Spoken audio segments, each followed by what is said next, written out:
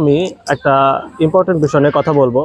আমাদের যাদের দাম্পত্য কলহ হয়, সে কলহের জেরে আমরা কিন্তু যৌতুকের মামলা করি অথবা মহারানার মামলা করি, ভরণ পোষণের মামলা করি, বা অনেক সময় যাদের চেক ডিসঅনার হয় সেই মামলাগুলো আদালতে করা হয়।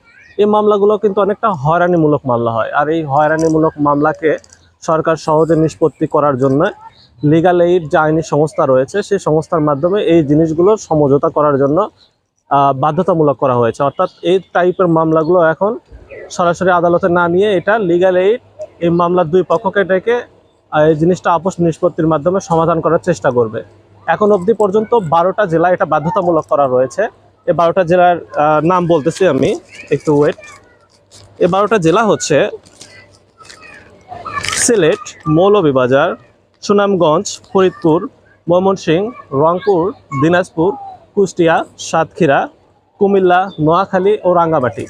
এই 12টি জেলায় বাধ্যতামূলকভাবে এই মামলাগুলো কিন্তু সরাসরি আদালতের মাধ্যমে সরাহা হবে না, প্রথমে লিগ্যাল এইডে যাবে।